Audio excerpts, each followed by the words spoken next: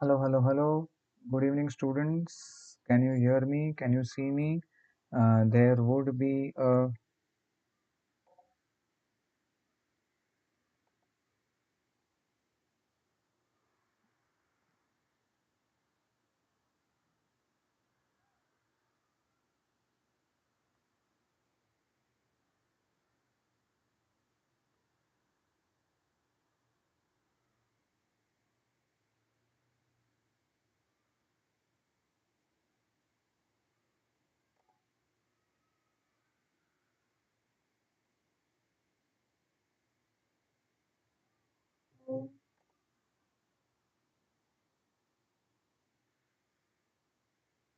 yeah, super. So I got a confirmation that all of you, uh,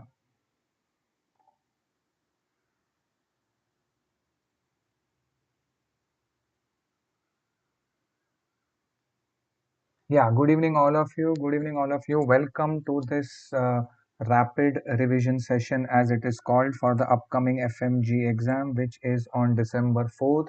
We have got a half an hour session. I'll try to cover some of the MCQs, which are very likely and frequently asked MCQ, and according to my judgment, the most likely asked MCQ. I'll try to give it. Most of the time, it is pretty accurate, and I hope that it is beneficial for this time's exam also. Just a couple of things. This intensive revision batch is going on. OBG 10 is the code to use to get 10% off, and this batch is already there. And if you are planning for the 4th of December exam also, I have got sessions on Monday, Tuesday and Wednesday before your exam. Monday, Tuesday, Wednesday, 3 days, that is your 30th of November and 1st and 2nd of December. That will be like a rapid revision where the almost majority of the obstetrics I'll try to cover. So please, all of you can enroll if your target is the 4th December exam, OBG 10, and you can get a 1 month subscription for this rapid revision. Also in December, also we would again be having one more rapid revision batch for the upcoming NEET examination. But if your FMG exam is on 4th of December, definitely this is very, very important, because almost around 35 uh, uh, it is almost around 35 to 40 MCQs from OBGY come in various FMG examination. And every year those students who have attended my classes have got almost all the questions correct. So I request all of you to join me on Monday morning, Monday to Tuesday mornings, in the mornings at around 10 o'clock in the morning for a session on obstetrics. Monday, Tuesday. This is about the intensive rapid revision batch, and OBG 10 is the code to be used. And this, of course, Operation NEET PG batch, more about it later on. And depending on your requirement, 1 month, 3 months, 6 months subscription is what you can take. Okay, so now we'll be starting with the questions. All of you can answer the questions first. I'll give you some time to answer, and then yes. So now match the column. This is a kind of a pattern which has started coming in AIMS and the NEET PG, and definitely for the upcoming FMG exam, this is also expected to come. Why this? I chose this match the column because in this one MCQ, if you can see, it's one question on the slide, but 8 MCQs we are discussing. Clap if you feel happy with this kind of an MCQ. I will be able to discuss 8 questions with you. As you can see, match the column. This is the contraception method. This is the failure rate. Must know topic, very important topic, contraception. You cannot miss it. 2 to 3 MCQs are expected on it. And all of you can please type in the chat box. Right, wrong does not matter. Somebody has already typed with the answer as D, B. Okay, okay, all of you. No, okay, yeah, Pooja. Okay, so now point number one, male condom has a very, very high failure rate of 4 to 14%. So 1D, okay, 1D and 1D over here. Very, very important. Overall, a copper containing intrauterine device has a failure rate of 0.5 to 1.5%. Time permitting, okay, we'll also just discuss the mechanism of action. This is a barrier method. This is a barrier method of birth control. Copper T, all of you know what is the mechanism of action of copper T, IUCD. Copper T is a foreign body reaction within the uterus and makes the makes the uterus unsuitable for implantation. Implantation will not take place. That is our action of IUCD. Okay. Mirena, I'm also going to show you the image later on of Mirena. Mirena is LNG intrauterine device, one of the best methods of birth control available today. And with the least failure rate, Mirena has a failure rate of only 0.09 to max 0.1%. Okay, and diaphragm is also called a vaginal diaphragm, has a very high failure rate of around 18 to 28%. So this would be it. So very good, many of you have got it correct. It's okay if you're wrong over here, but that's better to be learning over here. So it is match the column, may not come in the exam, or even if it comes now, you know. So D is not the answer. Option number B is the most suitable or the best answer, because yes, 2A, 1D, 3C, is it 3C? Yes, 3C and 4B. So this is the best answer. As you can see, in a short time of 4-5 minutes, I've been able to discuss 8 MCQs. Individually, each and everything could be asked to you. A simple one-liner: Myrina failure rate is, copper T failure rate is, okay, male condom failure rate is, diaphragm the failure rate is, okay. So option number B is the answer, and very likely question for the upcoming examination. Okay, yes, moving on to the next question, and very important, in Pritchard regime, the therapeutic range of magnesium sulfate to be achieved is, okay. So magnesium sulfate at your level, you should be remembering couple of uses of magnesium sulfate. One important point, or the most important point, uh, is that magnesium sulfate is of course the drug of choice for eclampsia. Magnesium sulfate is the drug of choice for eclampsia. Okay, so whenever a patient has eclamptic convulsion, we have to give it. And just by the way, remember that magnesium sulfate also rarely used, but it also has a tocolytic property. So these are the main uses of magnesium, at least which you should know. These are the main things you should know. So sulfate also has a tocolytic property. And anybody with the answer to this question? So also a tocolytic drug. Tocolytic means uterine relaxant. Okay, it's a uterine relaxant, drug of choice for eclampsia. And I'll tell you how the question is framed to you in the exam, and we should know. Okay, so point number one. What are the things that we monitor when the patient is on magnesium sulfate? What do we yes, anybody with the answer to this MCQ? Can you please type? Right, wrong does not matter. Yes, very good, very good. Okay, so whenever the patient is on magnesium sulfate, the following things to be monitored: we monitor the deep and we also monitor the urine output. Yes or no? And how much should be the urine output? Please remember, urine output should be at least 25 to 30 cc per hour. Okay, very important. So this is also frequently asked to you. What is monitored when the patient is on magnesium sulfate? At least 30 cc per uh, very good, all of you, Deep Sandeep, and all of you correct. Chaturvedi, Chandra, yes, yes, perfectly correct, all of you. Okay, so 25 to 30 cc per hour is the urine output which should be there. Respiratory urine output should be monitored, and perfectly correct, 4 to 7. Please remember the number, very frequently asked MCQ, and also milli equivalents per liter. This is the level at which the convulsion would be stopping. More than that, there can be obviously magnesium sulfate toxicity. What can happen is 8, 9, 10, 11, 12, the uterus stops to contract, the knee jugs can get abolished, and finally there would be cardio respiratory paralysis. Okay, respiratory paralysis can happen, and even cardiac arrest can happen. Okay, cardiac arrest can happen. Very important. And again, a very important MCQ. Anybody, what is the antidote? What is the antidote for magnesium sulfate toxicity, or how do I treat magnesium sulfate toxicity? Can anybody in the chat box tell me how do I, how will I be able to, how will I be able to treat the magnesium sulfate toxicity? Anybody? Yes, anybody in the chat box? Because again, a very important MCQ which would be asked to you.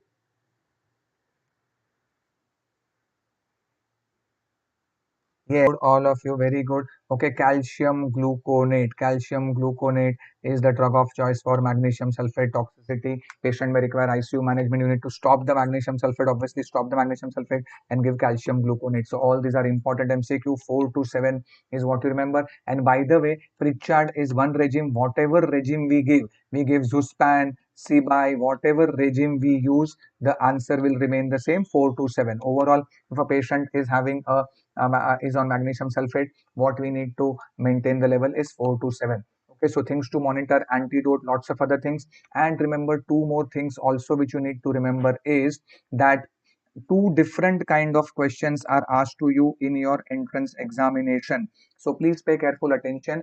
If they tell you that a patient is having a eclamptic convulsion, patient is having eclampsia or eclamptic convulsion, next immediately what will you do? Your answer is magnesium sulfate. Okay, next immediately I give magnesium sulfate. Or what is the drug of choice for eclampsia or patient having eclamptic convulsion? Next, what do you do? Immediately give magnesium sulfate. But suppose you get an MCQ that patient is having eclampsia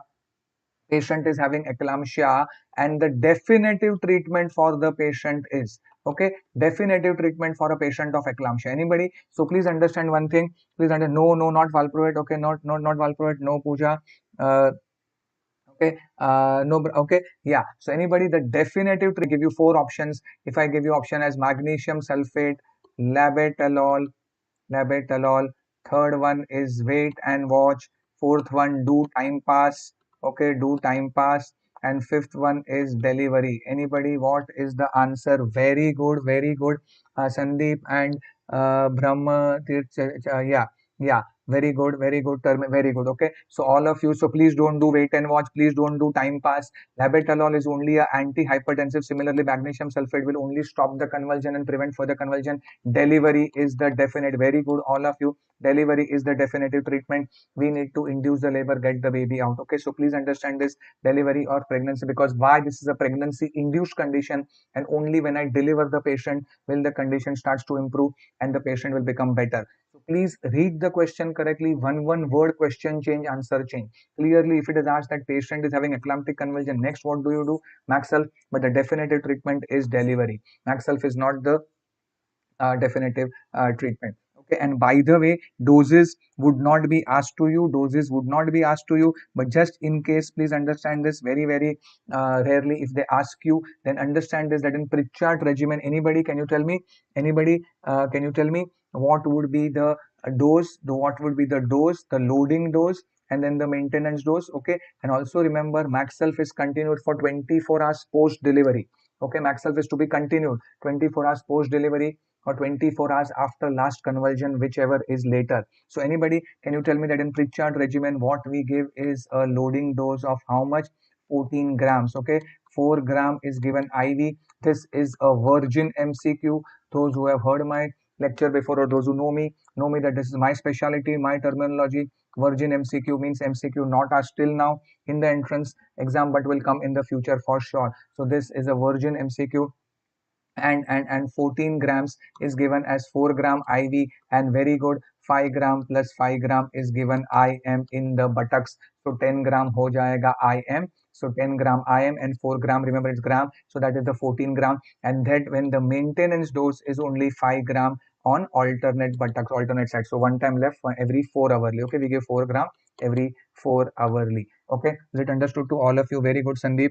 14 gram loading dose. 14 gram is divided as 4 plus 5 plus 5. 4 is IV and 5 plus 5, 10 is IM. Okay, is it understood to all of you? Yes, perfectly correct, Sandeep. Perfectly correct. Very good. And all of you, very good. Okay, moving ahead on to the next question. And remember all these things. Okay, very important. Quadruple marker test includes which of the following? Okay, quadruple marker test includes which of the following? Now please understand this. Quadruple marker test, it is a screening test. Okay, it is a screening test for Down syndrome. Yes, it's a screening test for trisomy 21 or Down syndrome. Anybody at what weeks of gestation would be giving it? At when? Okay, at what weeks of gestation would we be at what weeks of gestation would we be giving it? Anybody, any idea? Would we be doing the test? Okay, so please understand that the quadruple marker test is done between 16 to 18 weeks of gestation. When the lady is around 16 to 18 weeks of gestation is the time when this quadruple marker test. Also, by the way, triple marker test is also done at the same time. Okay, and many of you, yes, please don't make a mistake. Please don't make a mistake. It is not estradiol. It is not estradiol. It's a very popular mistake. Please understand this. It is HCG alpha fetoprotein unconjugated estriol and inhibin. Option number A is the answer. Option Shreya Puranik slightly less. Okay, not 14, we do it around 16. Okay, yes, very good, Mahesh. Okay, so please understand it's a very popular mistake. This has also come in the FMGE exam and even in the AIMS exam. It had come in NEET PG also. Many of the students marked it as estradiol. Sorry, it is not estradiol, and definitely PAP A is not a part. Okay, PAP A, PA, PPA is a part of the dual marker test. Okay, that is a later on discussion. It's a dual marker test. So we'll discuss all this. Please pay attention that when you look at a triple marker test, HCG, alpha fetoprotein, and unconjugated estriol. Okay, please don't make a mistake. I repeat, it is estriol. Very popular. We are here to learn from everybody's mistake. Very commonly students mark estradiol. That is out of question. Okay, that is not there. So this is the triple marker test, also done at around 16 to 18 weeks. Now if the baby has got Down syndrome, can anybody tell me what would be higher than? So this is also another question. Okay, the question is about quadruple marker test, but I'm also teaching you complementary another MCQ triple marker test also. So we're discussing both the types of MCQ. So anything could be asked to you. Triple marker also likely to be asked to you. Quadruple also could be likely to be asking to you. Okay. So anybody, what is the interpretation? Very difficult level MCQ, but if they ask you the interpretation, so what is, so please understand, yes, HCG will be higher than normal and other two will be lower than normal. Then this is a doubt. Please understand, it's a screening test, it's not a confirmatory test. If this is the scenario, then we have a doubt that the baby, I repeat, all this dual marker, triple marker is a screening test. Okay, to this, so 1, 2, 3 is your triple marker, and the fourth marker, if I add, is inhibin A. That becomes now the quadruple marker test or the quad test, also done at the same time. And please understand this is done on the maternal serum. Many students do not know this. Even after internship, your maternal serum is the sample for performing the triple marker or quadruple marker test. Generally, when I ask the students, how do I do triple marker, quadruple marker, we get the answer as sir, amnio, CVS. No, amnio, CVS, all that are confirmatory testing. Okay, and inhibin A also values are higher than normal in case if the baby is having a Down syndrome. Okay, so for trisomy 21, we will be having the following scenario. For trisomy 21, we will be having the following scenario. This will be higher than normal, this will be higher than normal, and both this will be lesser than normal. Okay, so inhibin A higher, HCG higher, and other two will be lesser than normal. Okay, we are not expected to remember the values, just remember higher than normal or lesser than normal. Okay, so triple marker, quadruple marker, this is your triple marker, this you add becomes quadruple marker. So now you know the answer is HCG, alpha fetoprotein, estriol, inhibin A. Option number 1 is the answer for quadruple marker test. Screening test done on maternal blood. Interpretations also very difficult, may be asked to you. And remember, just by the way, that PAP A is a part of the double marker test. Okay, PAP A is a marker. Yes, okay. PAP A, PAPPA, pregnancy associated plasma protein A. Pregnancy associated plasma protein A is a part of your dual marker test. Okay, dual marker test, okay, which is done in the first trimester. Remember, dual marker test, so this is second trimester, 16 to 18 weeks, T2. Dual marker test is done in the first trimester. Roughly 12 weeks is what you can remember for your entrance examination. Okay, and dual marker hai, so it is going to be HCG. Okay, HCG plus your PAP A. Okay, HCG plus PAP. So everything we have discussed, double marker, triple marker, quadruple marker, in a short span of 7-10 minutes. Very high topics I'm discussing, very high things I'm teaching you, so that you can get the maximum benefit for your upcoming examination. Okay, again a very important thing, and again match the column. Why? Because again, as you can see and match the column, around 8 MCQs could be asked to you on this. So this is the disease or this is the condition, and this is the investigation of choice which is given to you. Anybody? So for endometriosis, what is the investigation of choice? For Asherman syndrome, what it is or how do you diagnose it? For ovarian torsion and for fibroids. So anybody? So very important. Endometriosis, seeing is believing. Okay, but in endometriosis is functional endometrium at places outside the uterus. So in endometriosis, what we see is, I will see the uterosacral ligament, the uterus, and what do I see in the ovary? Yes, we can see a chocolate cyst. Okay, we can see a chocolate cyst within the ovary. Okay, and also there could be lots of adhesions between the tube and the ovary. And anybody, what else? What are the peculiar findings? Anybody? Endometriosis, what are we supposed to remember? Okay, so point number one, there could be adhesions. Okay, there could be adhesions. Okay, over here there could be adhesions, and also black spots. Anybody? What are these called as? Very, very important. So these are called as powder burnt spots or matchstick burnt spots. Yes, Pooja, very good, you are correct. It is very good. Okay, so remember this: powder burnt spots or matchstick burnt spots. Okay, you take a matchstick, blow it off, put it on a paper. So powder burnt or matchstick burnt spots. Along with it, what you get is also bluish, purplish. All these are the different colors of the blood. So we can also get a bluish nodule, we can get a purplish nodule. It's a very colorful picture which you may expect in endometriosis. So all this I need to see. Ultrasonography may be normal. Okay, I need to see all this. These are all called as endometriotic implants. Okay, these are all bluish purplish endometriotic implants which you will see in the pouch of Douglas area and in the pelvic area. Okay, so and along with it, along also red lesion. Okay, so red lesion, blue lesion is all that what you see. Okay, you will see like this reddish area. Okay, so all these are different colors of the blood. Khoon ke kitne rang? Okay, so red lesion, blue lesion, purple lesion, all this is there. So all this is with laparoscopy. I have put in a telescope into the abdominal cavity. I'm looking at the pelvis through a telescope. Okay, anybody? What is Asherman syndrome? Asherman syndrome is nothing but intrauterine adhesions. Not only adhesions, be very specific. It is a intrauterine adhesions. Yes or no? It is intrauterine adhesions. So all of you know that it is within the uterine cavity. So no point doing a laparoscopy. Laparoscopy would be normal. So I will put in a telescope, which is your hysteroscopy. And hysteroscopy is not only for diagnosis, it is also for simultaneous treatment. All of you can see this. That's along with this hysteroscopy, I can go. Yeah, yes, okay, Mahesh, yes, that could have, that happens most of the time, beta. It happens most of the time that what I did directly questions come in exam. That's how the judgment is, and that's how the students are lucky, and that's how I'm lucky. And that's why when you hear the actual classes and the whole class you heard for 40, 50 years, majority, all every student says that, sir, all 40, 50 questions I could pass in the exam through OBGY, and thank you for the teaching. And thank you, yes, Mahesh, absolutely correct.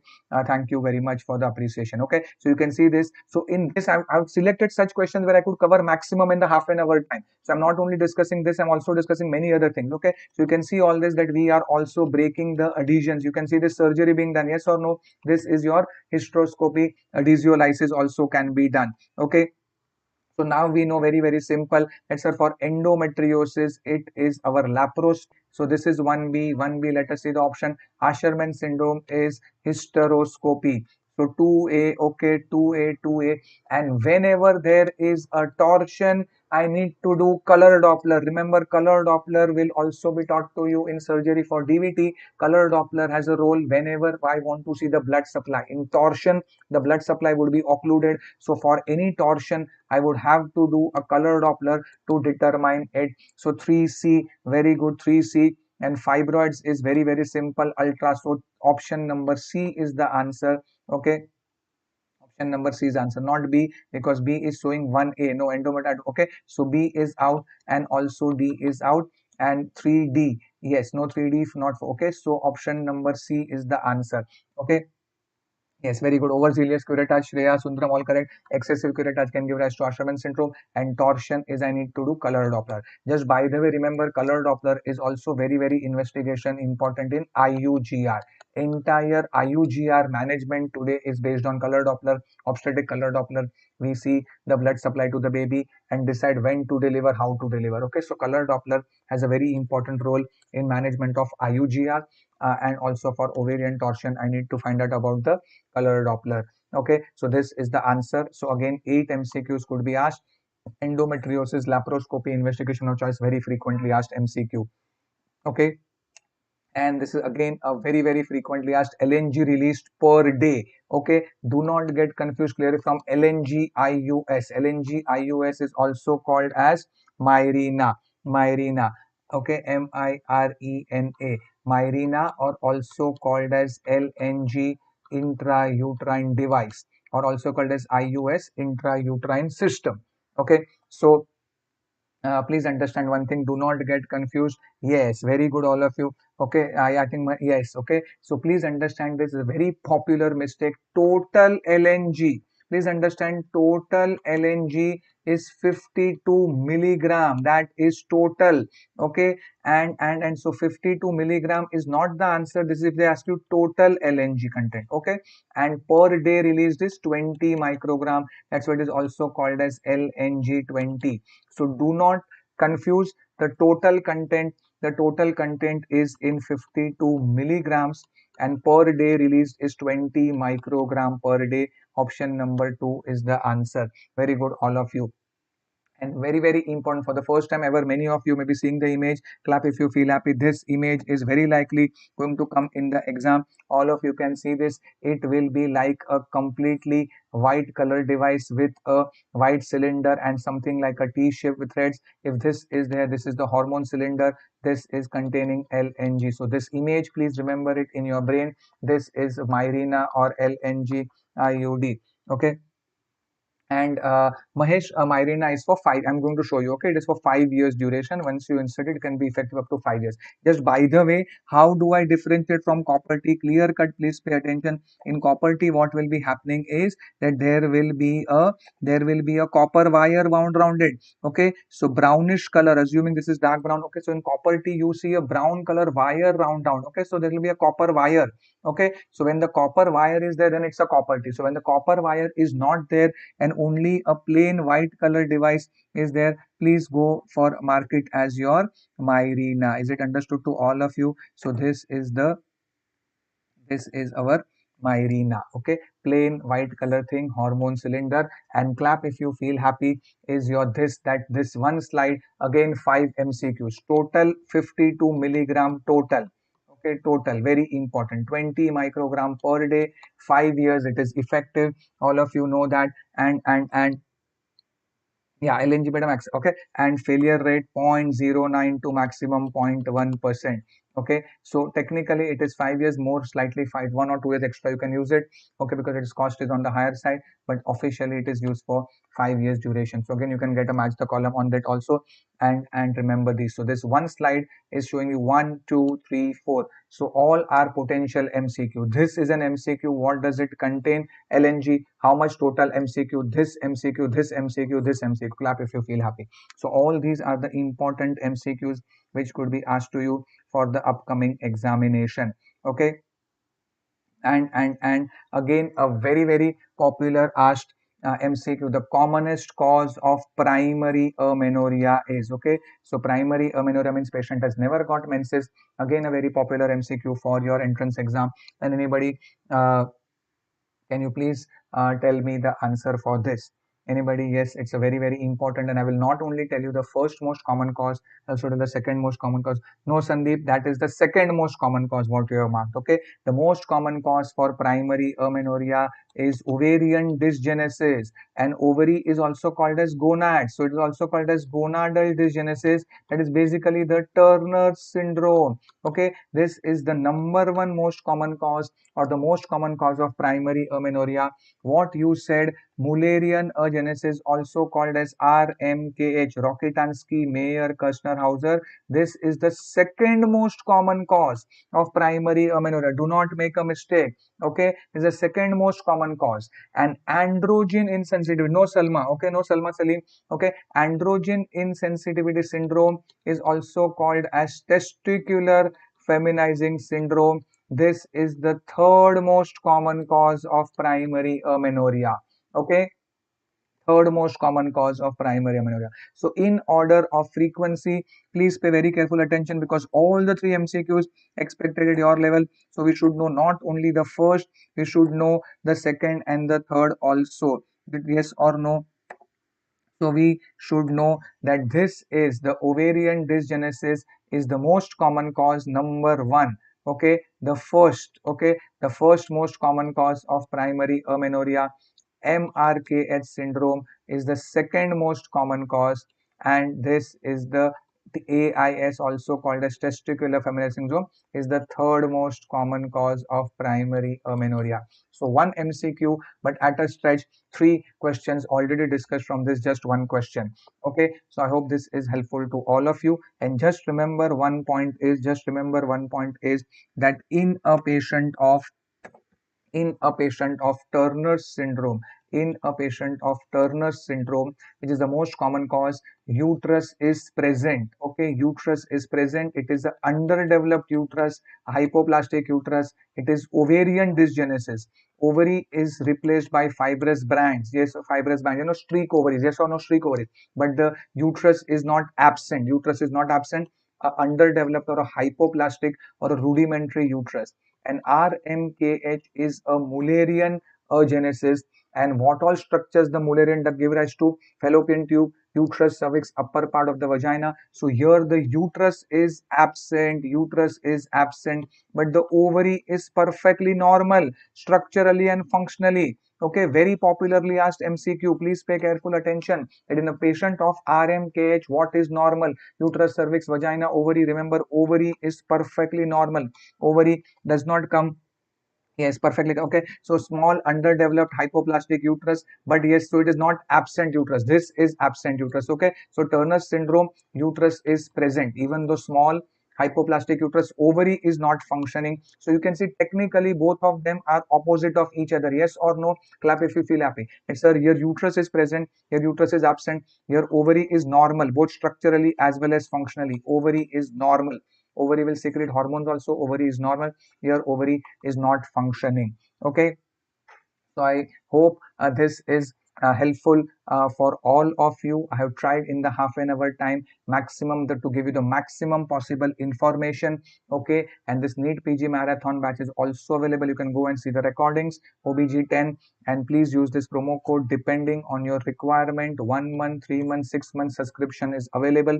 Do not forget to use this code. And uh, this is the intensive batch where I request all of you, if you would want to come in on Monday, Tuesday, and Wednesday before your FMG exam, then in 6 hours, if this half an hour was helpful, power pack, 6 hours more, I'm going to teach you obstetrics, and I can see you Monday morning at 10 o'clock in the morning, where all the important topics of obstetrics worth around 30-40 MCQs would be covered in Monday, Tuesday, Wednesday before the exam, which is on. So by 2nd of December, okay, so this is 30th, 1st and 2nd of December. 4th December is the exam. So this is the intensive rapid revision course for all the students. Do not forget OBG 10. And by the way, one more rapid revision course would also be launched in the month of December, and all of you are aware that OBG10 is the code to be used. I wish all of you best of luck for all your examinations. Do very well.